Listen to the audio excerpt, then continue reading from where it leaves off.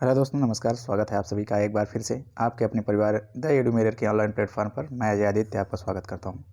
दोस्तों, इस श्रृंखला के माध्यम से हम लोग इस समय उत्तर प्रदेश पीसीएस यानी प्रारंभिक परीक्षा 2022 के आने वाले अति संभावित प्रश्नों को हम लोग देख रहे हैं। इस सीरीज के माध्यम से हम लोग प्रतिदिन 10 क्वेश्चन टारगेट करते हैं, जिसमें यह देखा जाता है कि ऐसे प्रश्न रखे जाएं जो आने वाले आपके उत्तर प्रदेश पीसीएस प्रारंभिक परीक्षा 2022 में आयोजित की जानी है उसके लिए अति महत्वपूर्ण हो, जिनकी आने की बहुत ज़्यादा संभावना है या फिर पिछले कई गत वर्षों में कई बार वह रिपीटेड है, जो इस बार भी रिपीट होने की संभावना है।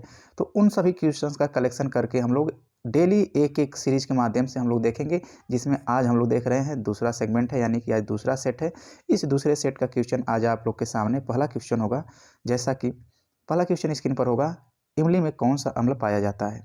टार्टरिक अम्ल, मेथेनोइक अम्ल या फिर सिट्रिक अम्ल या इनमें से कोई नहीं। दोस्तों, इमली में कौन सा अम्ल पाया जाता है?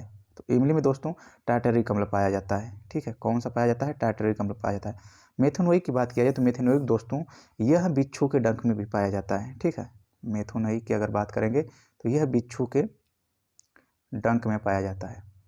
और सिट्रिक अम्ल की बात किया जाए, सिट्रिक अम्ल यह दोस्तों नींबू कहें या फिर जो खट्टे रसेदार फल होते हैं जैसे नींबू में यह पाया जाता है सिट्रिक अम्ल। ठीक है, और बात करते हैं कि बिच्छू के डंक में मेथेनोइक पाया जाता है, टार्टरिक अम्ल आपके इमली में पाया जाता है। ठीक है, ऑप्शन नंबर ए इसमें बिल्कुल सही होगा क्वेश्चन के अकॉर्डिंग। आइए अगले क्वेश्चन की तरफ चलते हैं। नेक्स्ट क्वेश्चन होगा, अगला क्वेश्चन कहता है आपसे, क्वेश्चन नंबर 2, भारत में नोटों का मुद्रण कितने जगह होता है? भारत में नोटों का मुद्रण कितने जगह होता है? 2 जगह, 4 जगह, 5 जगह या इनमें से कोई नहीं। दोस्तों, भारत में नोटों के मुद्रणालय के बारे में बात की जा रही है कि कितने जगह पे मुद्रण होता है। 2 जगह, 4 जगह, 5 जगह, कितनी जगह? तो दोस्तों यहाँ पे मुद्रणालय की अगर बात करेंगे तो भारत में 4 जगह नोटों की छपाई होती है। ठीक है, कितने जगह? 4 जगह। वह 4 जगह कौन कौन सी हैं? 4 जगह में अगर बात किया जाए तो पहला देवास है।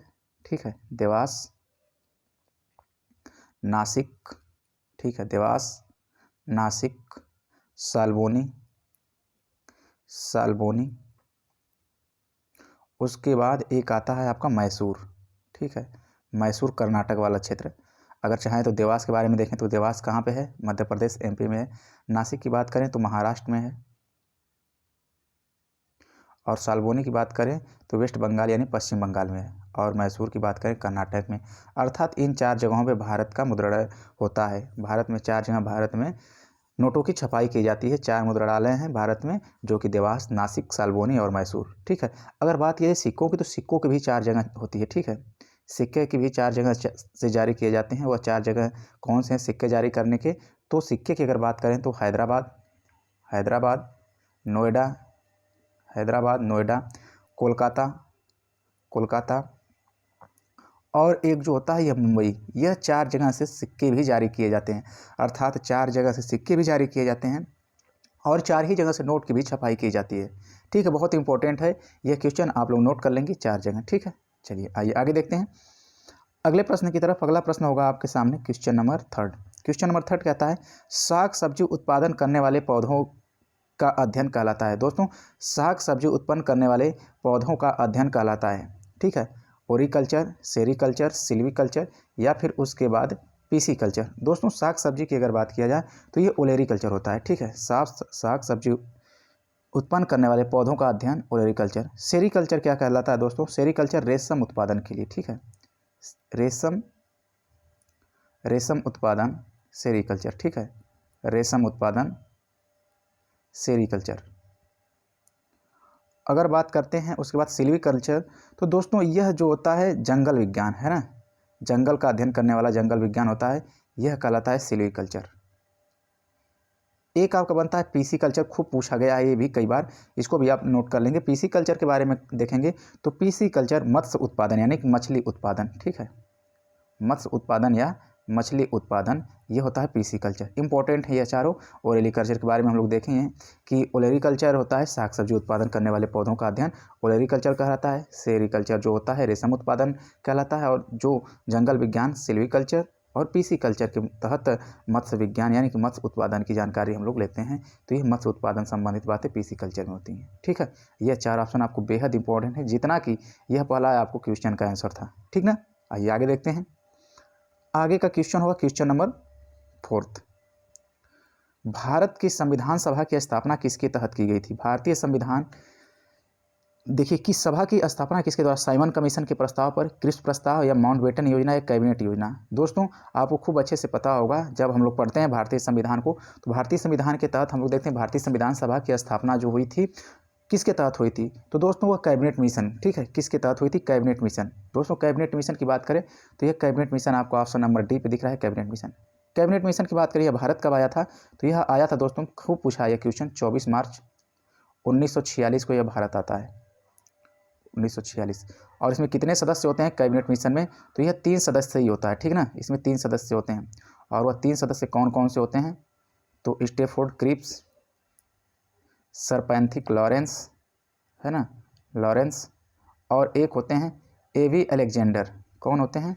एवी अलेक्जेंडर। ये 3 सदस्य भारत आते हैं। और उसके बाद इस कैबिनेट मिशन योजना के तहत ही भारत में संविधान सभा की स्थापना की जाती है, जिसमें कि संविधान सभा में हम लोग देखेंगे, इसमें कहा जाता है कि 389 सदस्य होंगे, प्रति 10 लाख जनसंख्या पे एक प्रतिनिधि होगा, है ना। ये सब बातें जो की जाती हैं किसके तहत की जाती हैं? कैबिनेट योजना के तहत किए गए प्रावधानों के अंतर्गत ही हमारे संविधान सभा की स्थापना की जाती है। तो क्वेश्चन के अकॉर्डिंग आप कहेंगे option number D is the right answer, cabinet योजना, ठीक है।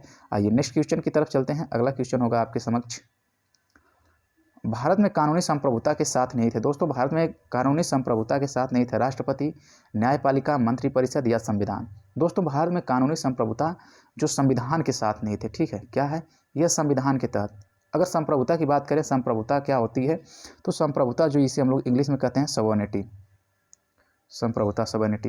दोस्तों संप्रभुता का आशय ये होता है कि मतलब कोई भी देश यानी वहाँ की जो सरकार है वो आंतरिक या बाह्य जो है निर्णय लेने के लिए स्वतंत्र हो, इस पर कोई आंतरिक या बाह्य दबाव नहीं होता है, वह संप्रभुता होती है। और भारत में बात की जाए, भारत की कानूनी संप्रभुता संविधान के साथ नहीं थे। और यहाँ पे बात करते हैं संविधान का मतलब ये क्या है? संविधान एक लीगल डॉक्यूमेंट भी है हमारा, है ना। संविधान क्या है? एक लीगल डॉक्यूमेंट है, ठीक ना, एक लीगल डॉक्यूमेंट है। और न्यायपालिका ये क्या करती है? न्यायपालिका का काम ये होता है कि यह हमारे संविधान का देख रेख करती है। क्या? संविधान की यह देख रेख करती है, न्यायपालिका होती है ना। जुडिशरी सिस्टम होता है, संविधान की देख रेख ही करती है। और यहाँ पे क्वेश्चन के अकॉर्डिंग जो आपका आंसर बनेगा वह बनेगा संविधान, क्योंकि संविधान के साथ ही हमारी संप्रभुता नहीं थे। तो क्वेश्चन के अकॉर्डिंग ऑप्शन नंबर डी बिल्कुल सही बनेगा, संविधान। आइए नेक्स्ट क्वेश्चन की तरफ चलते हैं। अगला क्वेश्चन होगा आप लोग के सामने, क्वेश्चन नंबर 6। जब संविधान को भारत धर्मनिरपेक्ष राज्य घोषित करता है तो इसका क्या अर्थ है?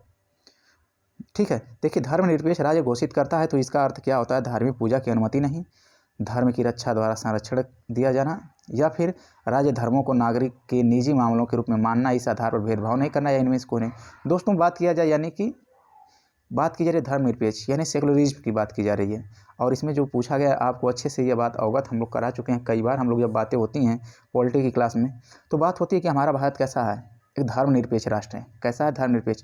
ये दोस्तों धर्मनिरपेक्ष हमारी भारतीय संविधान की प्रस्तावना यह बात करती है कि हम एक धर्मनिरपेक्ष राष्ट्र हैं। प्रस्तावना में देखेंगे हम लोग भारतीय संविधान का एक मिनी कॉन्स्टिट्यूशन जो होता है 42वां संविधान संशोधन 1976 में 3 शब्द जोड़े जाते हैं, पंथ निरपेक्ष, समाजवादी और उसके बाद अखंडता, जिसमें से कि ये पंथ निरपेक्ष जो होता है, ये शब्द का मतलब ही ये होता है कि राज्य धर्मों को नागरिक के निजी मामलों के रूप में मानता है, इस आधार पर भेदभाव नहीं करता है। धर्म जो होता है व्यक्ति का वह निजी मामला होता है, वह किसी भी धर्म को अपना सकता है, किसी भी धर्म का अनुसरण कर सकता है, किसी भी धर्म को वह आचरण कर सकता है। इसलिए यहाँ पे धर्म के आधार पर किसी भी व्यक्ति के साथ भेदभाव नहीं करता है। यह होता है धर्मनिरपेक्ष का आशय, ठीक है। तो आपको option number C is the right answer, ठीक है। चलिए आइए आगे देखते हैं अगले क्वेश्चन की तरफ। नेक्स्ट क्वेश्चन होगा क्वेश्चन नंबर 7। सुभाष चंद्र बोस के त्यागपत्र देने के बाद किसी भारतीय राष्ट्रीय कांग्रेस का अध्यक्ष चुना गया था? दोस्तों जिस समय सुभाष चंद्र बोस त्याग दे देते हैं, त्यागपत्र देते हैं भारतीय राष्ट्रीय कांग्रेस की तरफ से, तो उस समय भारत के राष्ट्रीय कांग्रेस पार्टी के अध्यक्ष किसे चुना जाता है? अब्दुल कलाम आज़ाद को, राजेंद्र प्रसाद को, पट्टाभी सीतारामैया को, या फिर वल्लभ भाई पटेल को? किसे चुना जाता है? तो दोस्तों उसके बाद जो चुना जाता है यह राजेंद्र प्रसाद जी को, ठीक है। किसे? डॉक्टर राजेंद्र प्रसाद जी को सुभाष चंद्र बोस के त्याग देने के पश्चात भारतीय राष्ट्रीय कांग्रेस का अध्यक्ष जिसे चुना जाता है वह डॉक्टर राजेंद्र प्रसाद जी को चुना जाता है, ठीक है। देखते हैं नेक्स्ट, भारत के किस राज्य में सर्वाधिक सिंचाई नलकूपों से होती है? दोस्तों ये बेहद इंपॉर्टेंट डाटा है, कई बार ये क्वेश्चन पूछा है, रिपीटेड है कई बार। आपको यूपी स्पेशल के दृष्टिकोण से ज़्यादा इंपॉर्टेंट ये होता है, तो जिसमें अगर यूपी स्पेशल हम लोग कवर करेंगे, क्योंकि उत्तर प्रदेश से प्रारंभिक परीक्षा की हम लोग बात करें तो यूपी स्पेशल कवर करना जरूरी होता है। जैसे नागरिकता उत्तर प्रदेश स्पेशल, फिर मेले, बहुत सारी चीज़ें होती हैं, हम लोग इसके माध्यम से कवर करते रहेंगे। नए हैं तो चैनल को सब्सक्राइब कर लीजिएगा, दोस्तों को भी शेयर करिए और ज़्यादा से ज़्यादा दोस्तों लाइक करके दोस्तों तक ये बात पहुँचाइए। ठीक है, ये सीरीज़ काफ़ी आपको हेल्पफुल होगी आपके एग्ज़ाम के दृष्टिकोण से। जैसे निरंतर हम लोग डेली 10 क्वेश्चन टारगेट करते रहेंगे तो यह आगे आने वाले आपके एग्जाम के लिए रामबाण की तरह यह साबित होगी। ठीक है, भारत के किस राज्य में सर्वाधिक सिंचाई नलकूपों से होती है? मध्य प्रदेश, बिहार, राजस्थान, उत्तर प्रदेश। तो दोस्तों यह जो आप बात कर रहे हैं सर्वाधिक नलकूपों से सिंचाई कहाँ पे होती है, तो यह उत्तर प्रदेश में ही होती है। ठीक है, यह सर्वाधिक जो सिंचाई नलकूपों से होती है कहाँ पे, तो ये उत्तर प्रदेश में होती है। ठीक ना, आइए अगले क्वेश्चन की तरफ चलते हैं। अगला क्वेश्चन आपसे पूछेगा कि पर्यावरण से अभिप्राय है, पर्यावरण से अभिप्राय है। तो देखिए इंपॉर्टेंट है, पर्यावरण से अभिप्राय है। आप कहेंगे यहाँ पे भूमि, जल, वायु, पौधे एवं पशुओं की प्राकृतिक दुनिया जो इनके चारों ओर अस्तित्व है। बिल्कुल सही। और देखते हैं उन संपूर्ण दशाओं का योग जो व्यक्ति को एक समय बिंदु पर घेरे हुए होती है। ये भी बात सही है। आगे देखते हैं भौतिक, जैविकी एवं सांस्कृतिक तत्वों की अंतःक्रियात्मक व्यवस्था जो अंतः संबंधित होती हैं। ये भी बात सही, यानी कि ये उपयुक्त सही। ठीक है, यानी कि ये उपयुक्त सही है, पर्यावरण का आशा, यानी कि उपयुक्त सभी बात सही कही गई है। ऑप्शन नंबर डी बिल्कुल सही होगा। ठीक है, आइए आगे देखते हैं। अगला क्वेश्चन होगा निम्नांकित में से बम्बई शेयर बाजार के लिए कौन सा वक्तव्य सही है? दोस्तों बम्बई शेयर मार्केट की बात की जा रही है। ठीक है, बम्बई शेयर मार्केट की बात की जा रही है, कौन सी बात सही है? यह भारत का सबसे पुराना शेयर मार्केट है। बिल्कुल सही बात है दोस्तों, भारत का सबसे पुराना शेयर मार्केट की अगर बात किया जाए तो बॉम्बे स्टॉक एक्सचेंज है। ठीक है, बम्बई शेयर मार्केट है जो, यह सबसे पुराना है। ठीक है, और उसके बाद इसे दलाल स्ट्रीट के नाम से भी जानता है। बिल्कुल सही, जो हमारे भारत का सबसे पुराना शेयर बाजार बम्बई शेयर बाजार है, इसे दलाल स्ट्रीट के नाम से भी जाना जाता है। इसके शेयर सूचकांक को सेंसेक्स नाम से भी जाना जाता है। दोस्तों सेंसेक्स के नाम से भी इसे जाना जाता है, इसके स्टॉक एक्सचेंज। ठीक है, और उसके बाद यह ऑप्शन दिया है, ऑप्शन नंबर डी उपरोक्त सभी, यानी कि ये बातें सभी है।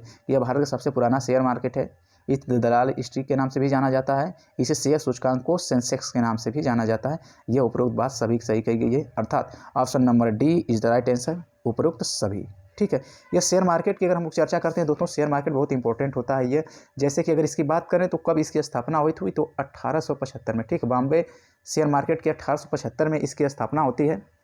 और सेंसेक्स के साथ साथ इसे निफ्टी के नाम से भी निफ्टी होता है, और शेयर सूचकांक जो होता है सेंसेक्स और उसके बाद निफ्टी, ये सारे सूचकांक इसी के हैं। ठीक है, बॉम्बे स्टॉक एक्सचेंज बहुत इंपॉर्टेंट होता है। तो इस तरह से हम कहेंगे कि यह जो उपरोक्त कथन जो दिया गया है, यह भारत का सबसे पुराना है, इसी दलाल स्ट्रीट और ये शेयर सूचकांक सेंसेक्स है।